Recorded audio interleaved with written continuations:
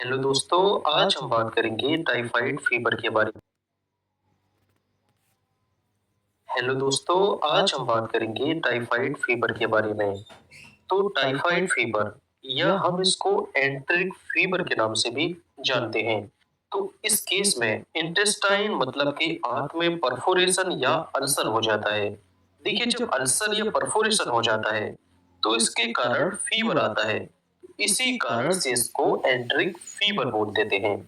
तो टाइफाइड एक bacterial disease होती है। ये साल्मोनेला टाइफी बैक्टीरिया से होता है। देखिए, टाइफाइड फीवर या एंटरिक फीवर में जो टंग होती है वो वाइट मतलब के सफेद दिखने लगती है। इसी के साथ साथ लीवर और स्प्लीन इनलार्ज हो जाता है। तो इसको हम स्प्लीनोमेगेली या हेपेटोमेगेली के नाम से भी जानते हैं। तो इन दोनों का साइज यहाँ पर बढ़ जाता है, इनलार्ज हो जाता है। इसी के साथ साथ बॉडी पर लाल रंग के स्ट्राइप से देखिए चकत्ते बन जाते हैं, मतलब कि रैश ऑन बॉडी। और यहाँ पर इंटेस्टाइन मतलब कि आंत में अल्सर देखने को मिल सकता है। देखिए, टाइफाइड फीवर में जो बॉडी टेम्परेचर होता है वो 38 डिग्री सेल्सियस और 101 फ़ारेनहाइट से अधिक होता है और ये फीवर 3 से 4 दिन तक बना रहता है। तो टाइफाइड फीवर की एक खास पहचान होती है। देखिए, टाइफाइड फीवर में कौन सा टेस्ट कराना होता है? इसमें विडाल टेस्ट कराते हैं। तो विडाल टेस्ट में हमको टाइटर रेशियो देखना होता है। अगर ये टाइटर रेशियो 1:20, 1:40, 1:80, 1:160, 1:320 और 1:640, तो जैसे जैसे ये रेशियो टाइप से देखिए बढ़ता जाता है, टाइफाइड की पॉसिबिलिटी भी बढ़ती जाती है। अगर देखिए टाइटर रेशियो 1:160 हो तो यहाँ पर कंफर्म हो जाता है कि ये बिडाल पॉजिटिव है, मतलब कि टाइफाइड का ये पेशेंट है। अगर 1:160 से देखिए टाइटर रेशियो कम आता है तो इन केसेस में बिडाल टेस्ट निगेटिव देखने को मिलता है। और अगर ये रेशियो 1:160 से ज्यादा होता है तब ये बिडाल टेस्ट पॉजिटिव होता है। तो यहाँ पर इस केस में एंटीजन साल्मोनेला टाइफी ओ और साल्मोनेला टाइफी एच, यहाँ पर देखिए 1:60 ये दोनों पॉजिटिव है। इसका मतलब यहाँ पर ये पेशेंट पॉजिटिव है। अगर यहाँ पर ये देखिए ये निगेटिव होता, ये भी निगेटिव होता, तब ये विडाल टेस्ट निगेटिव होता और ये पेशेंट टाइफाइड पेशेंट नहीं होता। तो देखिए, टाइफाइड पेशेंट में क्या-क्या सिम्टम्स देखने को मिल सकते हैं। तो जैसे कि हम बता चुके हैं, यहाँ पर लीवर और स्प्लीन का साइज बढ़ जाता है, बॉडी पर रैशेस देखने को मिलते हैं, इंटेस्टाइन में अल्सर या परफोरेशन देखने को मिल सकता है और टंग और जीभ पर व्हाइट कोटिंग देखने को मिल सकती है। इसके साथ-साथ हेडेक, सर दर्द, कोल्ड चिल, ठंड लगना, एपेटाइट लॉस, भूख न लगना, एब्डोमिनल पेन, पेट में दर्द होना, डायरिया, दस्त या पेचिस, कॉन्स्टिपेशन मतलब कि कब्ज और मसल एक मतलब कि मांसपेशियों में दर्द होना। तो ये सिम्टम्स टाइफाइड पेशेंट में देखने को मिल सकते हैं। अब बात कर लेते हैं इसके ट्रीटमेंट के बारे में। तो सबसे पहले हमको ये जानना होता है कि यहाँ पर कौन सी एंटीबायोटिक्स मेडिसिन सिलेक्ट करनी होती है। तो यहाँ कौन सी एंटीबायोटिक्स मेडिसिन सिलेक्ट करें? तो सबसे पहले हम ओरल मेडिसिन के बारे में बात करेंगे। अगर टाइफाइड माइल्ड और मॉडरेट है तो माइल्ड और मॉडरेट केस में ओरल मेडिसिन का यूज करेंगे। तो यहाँ पर कौन कौन सी ऐसी ओरल मेडिसिन हैं जिनका यूज टाइफाइड में किया जाता है? तो सबसे पहले यहाँ पर एजिथ्रोमाइसिन। एजिथ्रोमाइसिन की 500 मिलीग्राम डोज दिन में एक बार वंस अ डे पेशेंट को दे सकते हैं। इसके अलावा सिफेक्सिम, सिफेक्सिम की 200 मिलीग्राम डोज ये पेशेंट को दिन में 2 बार। तीसरी मेडिसिन आती है फ्लोरोक्विनोलोन्स क्लास की मेडिसिन। तो इन मेडिसिन के अंत में ऑक्सासिन टर्म देखने को मिलता है, जैसे कि ऑफ्लोक्सासिन, यहाँ पर देखिए ऑक्सासिन है, और सिप्रोफ्लोक्सासिन, तो यहाँ पर भी देखिए ऑक्सासिन है।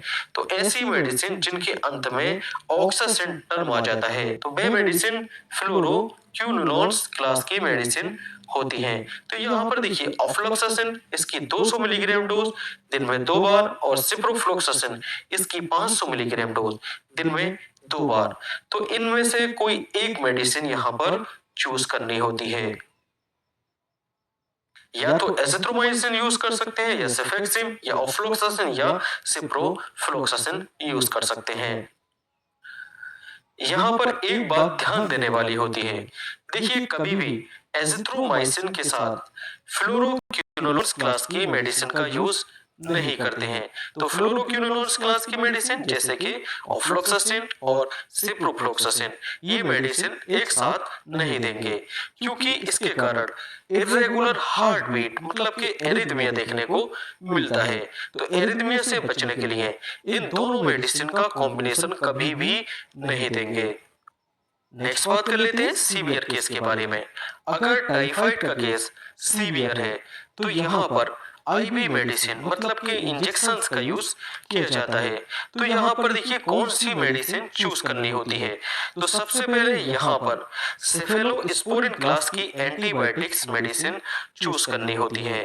तो सेफेलोस्पोरिन एंटीबायोटिक्स क्लास की मेडिसिन वह मेडिसिन होती है जिनके शुरुआत में सेफ्टर्न देखने को मिलता है, जैसे कि सेफ्ट्राइक्सोन और सेफोटेक्सिम। तो यहाँ पर देखिए सेफ्टर्न देखने को मिल रहा है। तो सेफ्ट्राइक्सोन जैसे कि मोनोसेप का 2 ग्राम डोज ये पेशेंट को दिन में 2 बार दे सकते हैं। इसके अलावा टेक्सिम के अंदर होता है सीफोटेक्सिम की 500 मिलीग्राम डोज ये पेशेंट को दिन में 2 बार दे सकते हैं। तो सबसे पहले सेफेलोस्पोरिन क्लास की मेडिसिन को चूज करना होता है। अगर देखिए इससे काम नहीं बनता है तब हम एजिट्रियोनेम का यूज कर सकते हैं।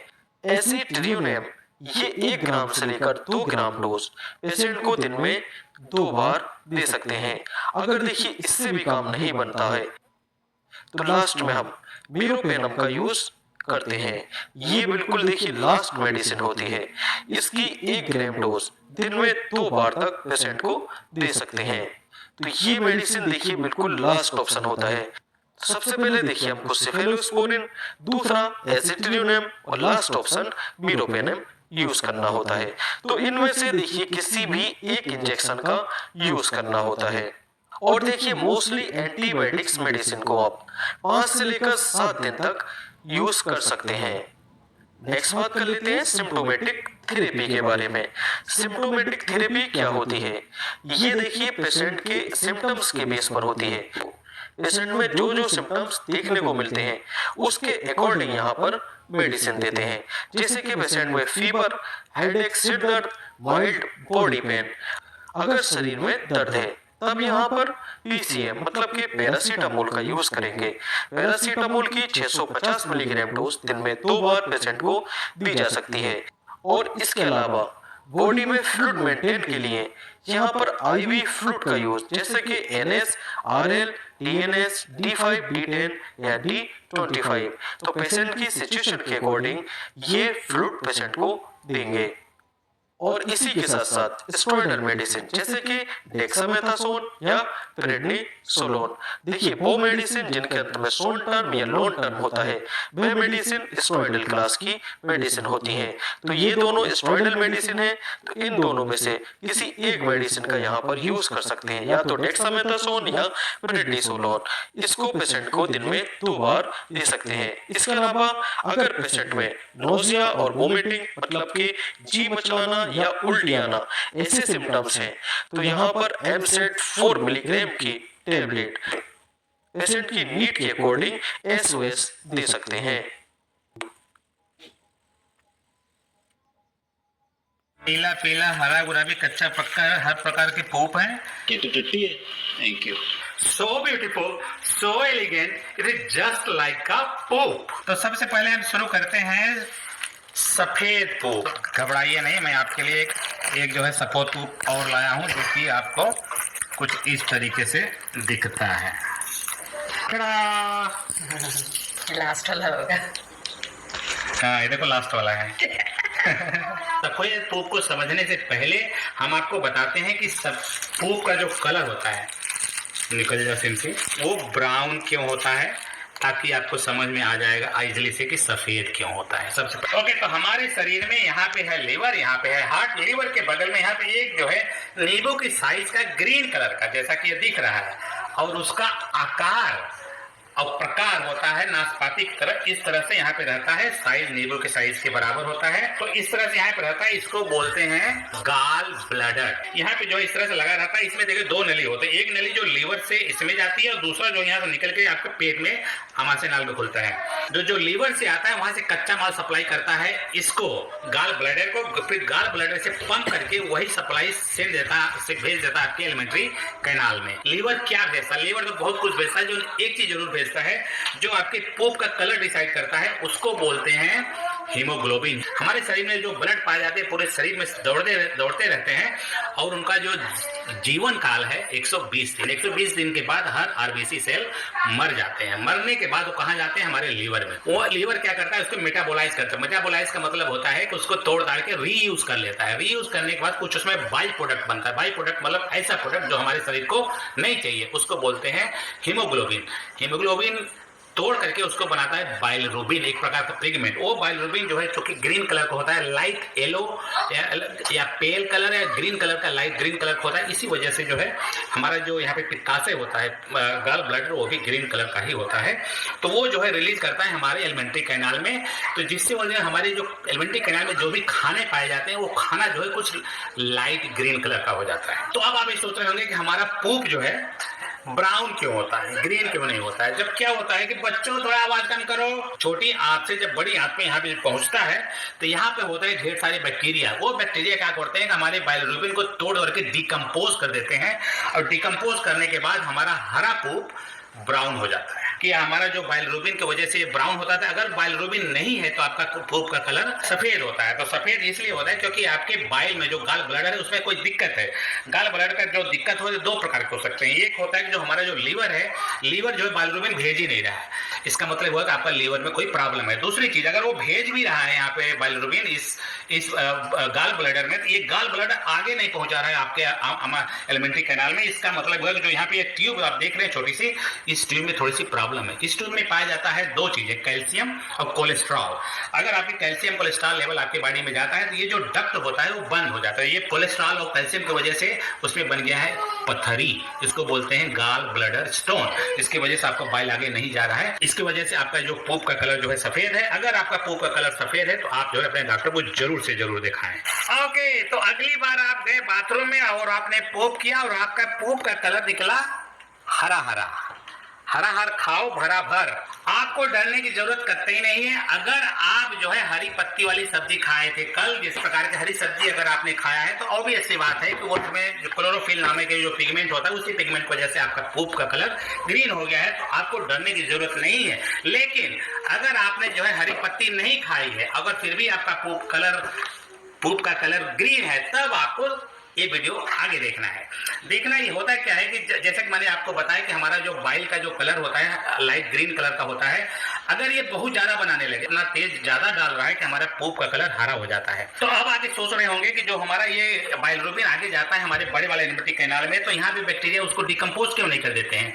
ऐसा तब होता है जब आपको किसी प्रकार का बैक्टीरिया का इन्फेक्शन हो। जब भी आपको बैक्टीरिया का इन्फेक्शन होता है, जबकि जैसा कि आप जानते हैं कि आपके शरीर में दो प्रकार के बैक्टीरिया होते हैं, एक अच्छा वाला एक बुरा वाला। जब कोई कहता है आपको बैक्टीरिया का इन्फेक्शन है, इसका मतलब वो खराब वाला आपके पेट में चला गया। तो खराब वाला जब यहाँ पे जाता है तो अच्छे वाले को मार देता है, क्योंकि वहां पे पूरा खूब खाने की कोशिश करता रहता है। जब बुरे वाले हावी हो जाते हैं और अच्छे वाले मर जाते हैं, तो आपके जो बाइलरुबिन का ऑक्सीडेशन जो है बंद हो जाता है, जिसकी वजह से आपका पूप जो है बिना ऑक्सीडाइज हुए, बिना डिकम्पोज हुए आगे निकल जाता है, जिसकी वजह से आपका ये पूप का कलर हरा हो जाता है। और मैं आपको जानकारी के लिए बता दूं कि जो भी प्रेग्नेंट वुमन होती हैं उसमें जो है हरा कलर का पूप ज्यादा होता है, क्योंकि उसके बॉडी का जो डाइजेशन होता है बहुत फास्ट होता है। दरअसल में डाइजेशन फास्ट नहीं होता, बिना डाइजेस्ट हुआ फूड आगे बढ़ जाता है। जब फूड बिना डाइजेस्ट हुआ आगे बढ़ता जाता है तो बाइल का लेवल, बाइल जो है अच्छे से डिकम्पोज नहीं होता, जिसकी वजह से पूप बड़ा हो जाता, पूप जो है हरा हो जाता है। ओके, तो अगला है हमारा प्यारा लाल पूप। लेकिन अगर आपने चुकंदर खाया है, कल रात में चुकंदर खा के सो गए थे, तो आपका पूप लाल हो जाएगा।